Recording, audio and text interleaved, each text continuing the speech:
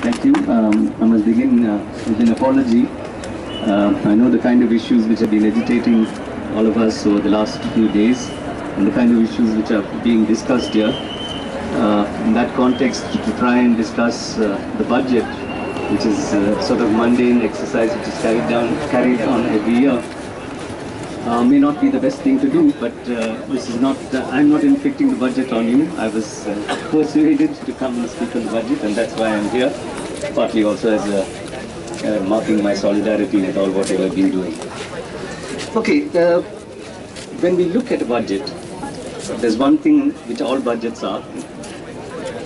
One thing which all budgets are, which is that they are accounting exercises in which a state or a government declares from where it's going to mobilize its resources and to what areas and activities it's going to allocate those resources, how it's going to get its money and how it's going to spend its money, so that in the old days, if you opened a budget document, there used to be a rupee. In fact, sometimes now, even now, it's there, which shows you the money came from here, and the money went to these areas. And to the extent that there is no match or correspondence between what you're getting and what you're spending, you need to go out and borrow. In the earlier days, you could borrow from the central bank and from the open market. Now you largely borrow from the open market. But it's not just, finally, when you look at it, it's not just an accounting exercise because of two reasons. One, the way the quantum or the amount of resources which the state mobilizes, the way it mobilizes in terms of the sources from which it tries to obtain these revenues, and the way it allocates it, provides at each point of time, that is periodically every year, an idea of the direction in which economic policy of that government is taking the country. So it is, in some sense, a mirror of the kind of thinking which underlies what is being done on a larger economic policy front. And so much so that you'd have noticed that over the years, much of what is said in Part A of the budget has little to do with the actual accounting exercise. It's all about what this government is doing and how it's performed better than UPA 2, and that the record is much better and so on. The second reason, besides this fact of reflecting the sort of policy of the state, the budgets are important, is because of the fact that budgets are not merely allocative or mobilizational and allocative devices. Budgets are also devices which are redistributive. They can either redistribute from the rich to the poor, because they tax the rich and, let's say, subsidize the poor, or they can do the reverse. They can actually impose taxes, the burden of which largely fall on the lower income groups of the population, and provide concessions or support in other forms, let us say infrastructural investment, to the private sector, to the private corporate sector, as part of sort of incentivizing the private sector.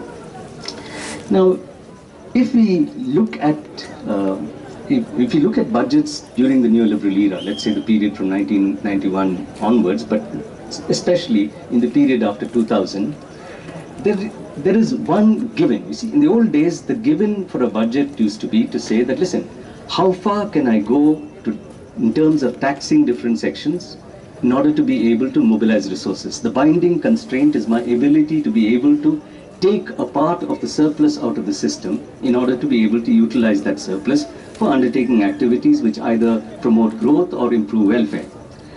But if you look at it now, the interesting thing, if you sort of switch on the television and watch budget discussions, if you read the newspapers, even the regular newspapers, let alone the financial media, the binding constraint today is stated by even governments like this, which claim to be know what nationalism is all about. The binding constraint is that you cannot have a fiscal deficit which exceeds a certain amount. What does that mean? The binding constraint is how much the government can borrow. Now, this is a peculiar constraint because the perception should be that this could be a constraint up to a point as far as individuals and households are concerned, because if they want to service this debt, if they borrow and they need to service this debt, they need to earn the incomes with which they can pay the interest and pay back the capital.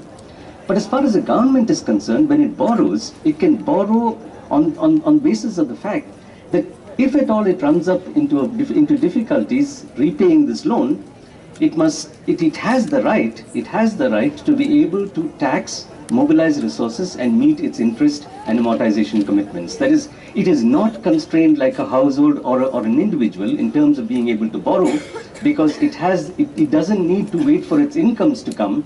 Its incomes can be actually expanded by using the right to tax, either in terms of direct taxes or in terms of indirect taxes.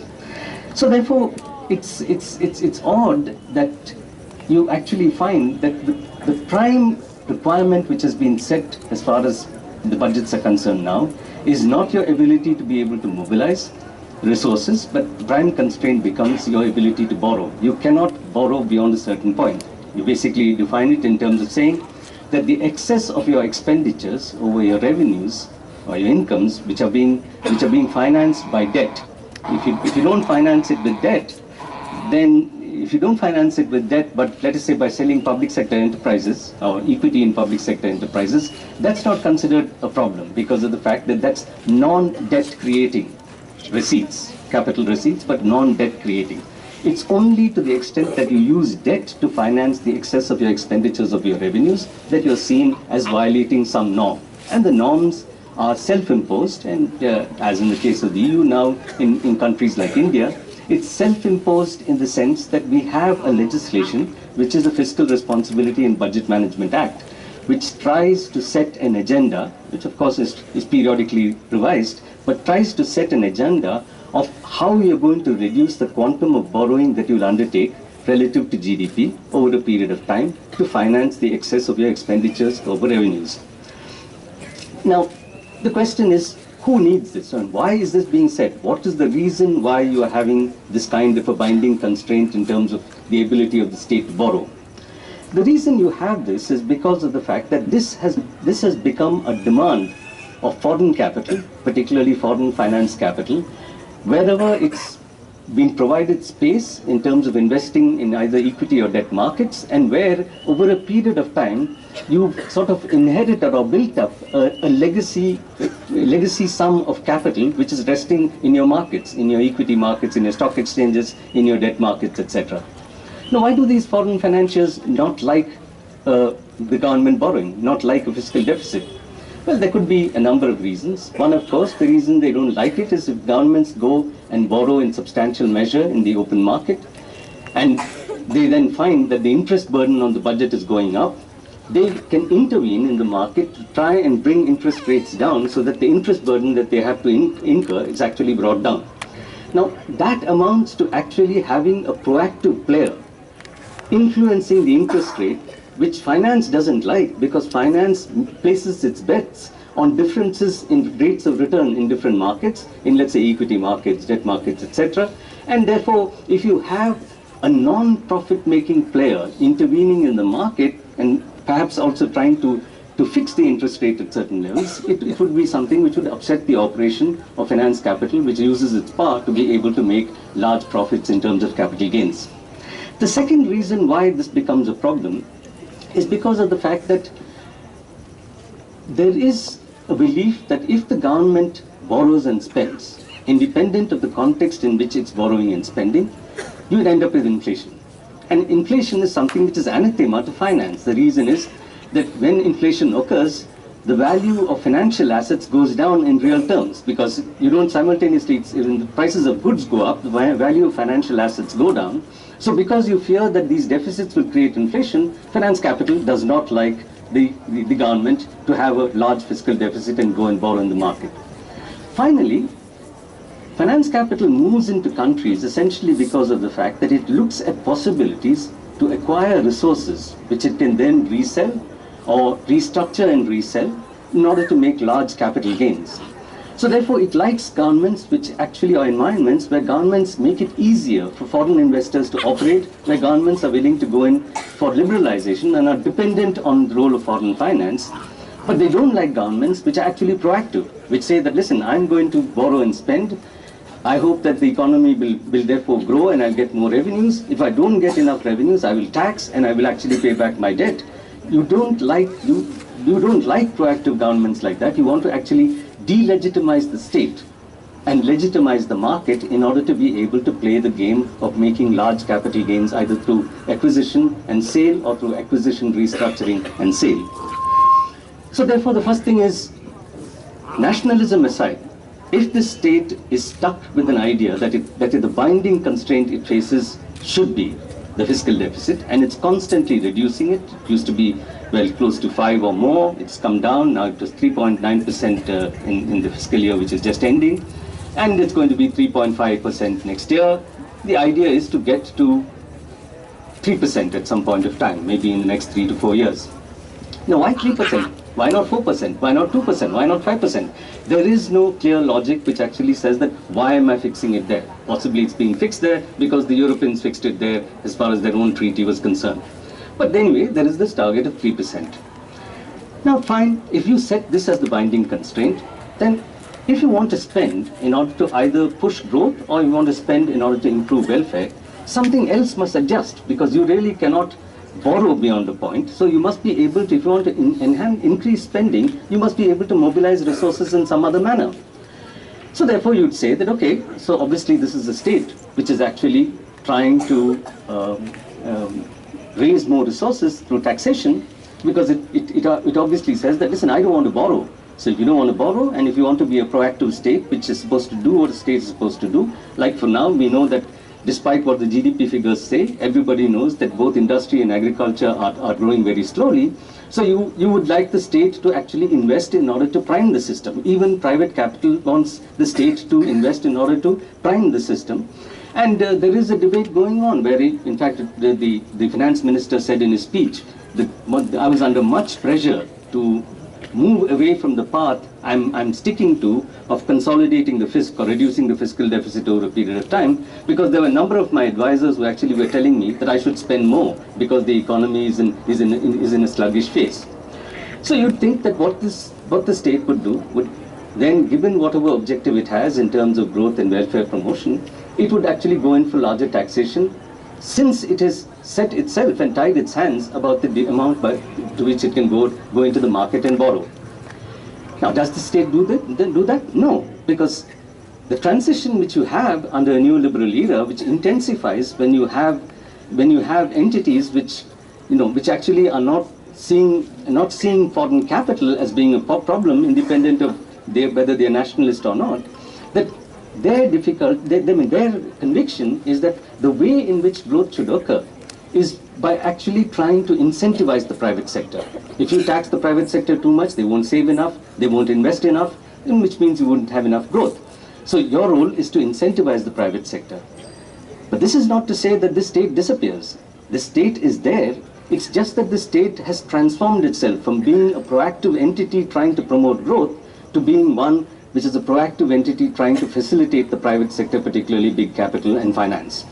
So if that is the agenda, obviously you can't go in for any significant taxation. In fact, the finance minister had declared in the last budget that, listen, I'm going to reduce the corporate taxation rate from 30 to 25% over the next few years. He's done a little bit of it this time for some parts of the corporate sector. And therefore, you really cannot, through direct taxation of the corporates, raise much resources. You don't want, in a period when growth is sluggish, to hit the middle class too much. In any case, that's unpopular. So you cannot get too much from income taxes. So what do you have? You can either have indirect taxes, or you can have non-tax revenue, because you can't go and borrow. Of course, finally, you can go and sell some assets in order to get yourself resources, because that doesn't create debt. Now, if we look at this budget, this budget in terms of what has happened in the year which is just ending and what they expect to happen in the year which is going to come, there are two or three things which explain how, or sort of indicate how, a government which has tied its hands because of its need to appease foreign capital has been able to maneuver for a year or two. And we need to understand that, because that will tell us whether this kind of ability to maneuver can persist over a period of time. Now, one way in which the maneuver took place was that, because it was lucky, one of the things which happened when the NDA government came to power is that was the period in which global oil prices were collapsing. I mean, oil prices were in the range of close to $100 or above $100 a barrel. They are now down to $30 a barrel. That's a huge decline. But if you go out and try and buy yourself some petroleum product, you wouldn't find that kind of a decline, that proportionate decline where if something was 10 rupees, you're now going to get it for 3 rupees. That you don't see that kind of decline. The reason you don't see that kind of decline is that on a calibrated basis, the government decided that as these prices come down, what they would do is that they would increase the duties that they impose on it. So they have three different kinds of duties imposed on motor spirit and diesel. And if you look at the year 2014-15, I mean, I've got the figures in my pocket, but there was a huge increase, a huge, massive increase in just duties imposed on petroleum and petroleum products, which brought in a large amount of revenue, which the government then they decided to use to a certain extent to undertake its expenditures. The second way in which they tried to mobilize resources was, of course, to go in for disinvestment. So, with sense of bravado, the finance minister in the last budget said, I'm going to mobilize something like 69,500 crores by selling either equity in the market, which is disinvestment, or by strategically selling full public sector corporations and handing over management control to the private sector. Well, the markets are not so accommodative. It's not so easy to just go and dump assets into the market. So what you actually have is that by the end of the year, as opposed to something like 70,000 crores, they've been able to mobilize by selling their assets only something like 25,000 crores. So therefore, while this gives them some revenue, the kind of ambition which was there in the budget in terms of being able to get non-debt receipts of this kind obviously didn't materialize.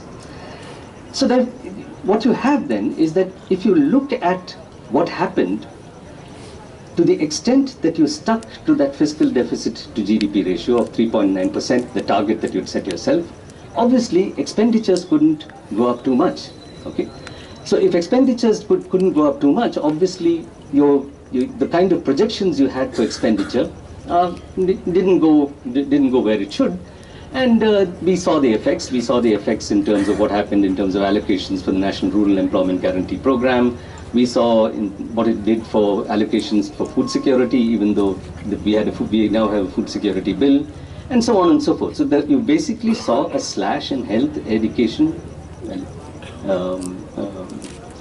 employment programs, etc., the social sector expenditures, and you saw a certain cut which occurred in terms of capital expenditures. For example, the railways got 12,000 crores less than they were promised at the beginning of last year. Now, the difficulty is, supposing you get a huge chunk of money because of the fact that you got a windfall gain from an oil price collapse. Now, oil prices can't collapse to zero.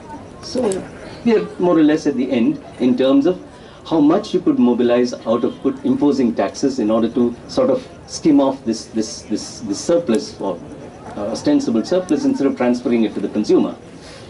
The difficulty is oil prices can rise. So if oil prices can rise, then you might have inflation, so you might have to think of reducing these duties. But the least is, you cannot expect between this year which is coming to an end and the year which is going to happen to be able to get another large bonanza because of the fact that oil prices are low. You've taken what you could get, it's a once for all shot, you put it into your kitty, it's there, but you now cannot increase it beyond a certain point. Okay. The second thing is, obviously, if you say that, listen, every year I set myself a target to mobilize resources in terms of being able to, in terms of selling assets in the public sector, and I don't realize those targets, and last year in particular it was disastrous. As opposed to 70,000 crores, you get 25,000 crores, then obviously you must reduce the ambition. So what the finance minister has been forced to do is to say, I'm not going to give up on disinvestment. Of course, now the department which is going to be responsible for it is not called a department for disinvestment. It's called a department for investment and public sector management. That's the way it has been renamed in this budget. So you invest by handing over your assets to the private sector in return for cash. But you basically have, therefore, if you look at the figure, they've decided that they'll get something like 55,000, 56,000 crores. So you're going to get less from there. So then the question arises, are you going to relax your binding constraint because you need to spend in order to accelerate growth? And also you need to spend because obviously there is a realization now that with elections coming, this kind of hype about, make in India and, startup India and all of these different kinds of India, that this is not working. You really got to do something else. So you see this amazing transformation. Suddenly they've discovered the poor, the vulnerable, the peasantry, and farmers and so on and so forth. So that the tune in this budget is completely different. Now, you should expect that if you're actually serious and political and you want to do this kind of thing, even if it's a bit late, then you must actually put your money where your mouth is. So therefore, what are you going to do? You've got to relax your binding constraint. You shouldn't be operating with a fiscal deficit which limits your ability to be able to borrow, or you should decide to go in for significantly larger taxation. Okay. Now, if we look at it, there is, to a certain extent, a continuation as far as corporate taxation is concerned and income tax is concerned, the unwillingness to tax. But there are areas from which you actually are observing, even though you cannot get the same bonanza out of oil, we see that there are areas in which, besides the 56,000 crores that you have, that this government is hoping that it can get money. The big area where there's going to be something like 30 to 40,000 crores extra they're expecting to mobilize is through the sale of spectrum. We know the scams which are associated with spectrum scale. We know, of course, we now have an auction procedure. But basically the idea is we're going to get something like almost 50,000 crores extra just by selling and auctioning that spectrum in the next round which is coming. And if you've read about it, you know that the TRAI has set prices extremely high. So it's unclear whether people would be competitive if they buy spectrum at that price, but on the other hand, the government wants this money, and that seems to get reflected in the budget. Now, which means that you're now adding on another kind of sale of assets, because spectrum is, after all, an asset. It's a public good which is available, but which you can exclude. So it's an asset which you're going to sell.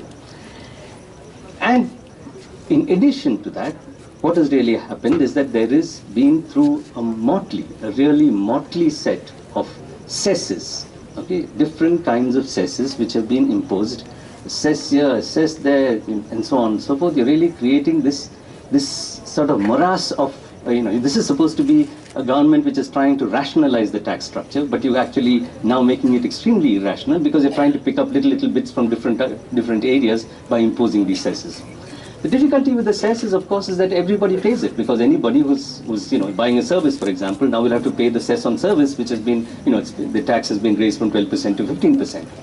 So you actually have, therefore, an effort not to directly absorb the surplus, but to impose taxes very often on people who are not even part of the tax net as of now, because they don't earn the incomes in order to actually enter the taxation block. Well, long years back, we haven't had a study of that kind. In 1973-74, Raja Chalaya, no means a radical, did a study on indirect taxation in India and found that, a very large part of indirect taxation came from households who earned less than 500 rupees per capita per month, which means if you have a family of 5, they were earning at that point of time, 1973-74 prices, 2,500, and they were nowhere near the tax bracket. But they accounted for a dominant share of indirect taxes which were being paid.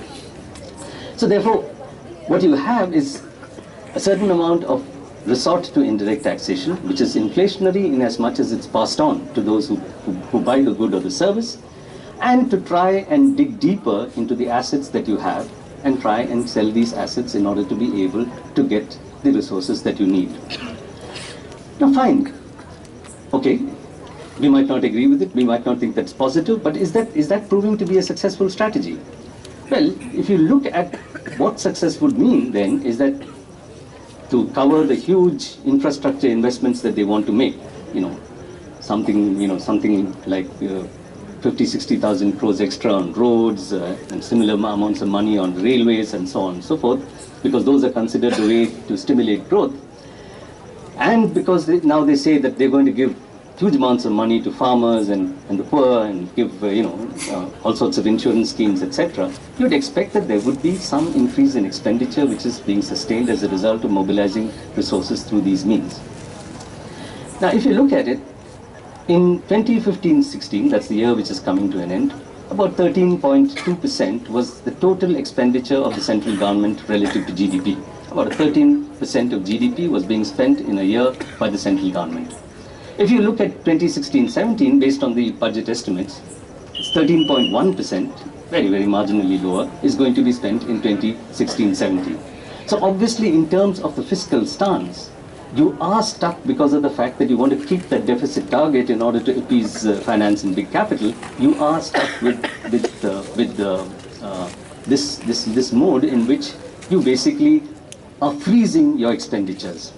Now, if you freeze your expenditures and claim that you're going to do all sorts of things which are major, then obviously you must be reallocating your spending. You must be taking money out of somewhere and putting it into the areas which are now prioritizing. If you're prioritizing infrastructure, if you're prioritizing the farmers, you'll have to actually take money from somewhere and put it here because of the fact that the overall expenditure is not expected to rise, despite all of this playing around with new resources from asset sales, playing around with all sorts of indirect taxes of one kind or another, and they constitute a significant amount in terms of additional revenues due to indirect taxes.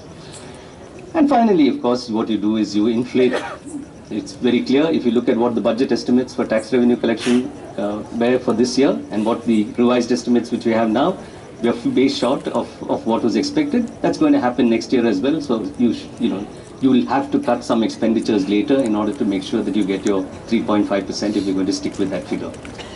So therefore, what you have then is the question, listen, at least in terms of priorities, does this hype, does this rhetoric actually get reflected in the budget figures? And let's take, for example, he said that I am allocating 35,000, I think 800 and something, 895 crores for the farmers. Okay, it's one sentence, that's it.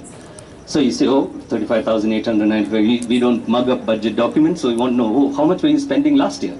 So you go to what you were spending last year and you find, oh yeah, this is a big increase. There's something like 15,000, whatever, let's say 300 or something crores which was spent last year, and now you're going to have 35,800 crores.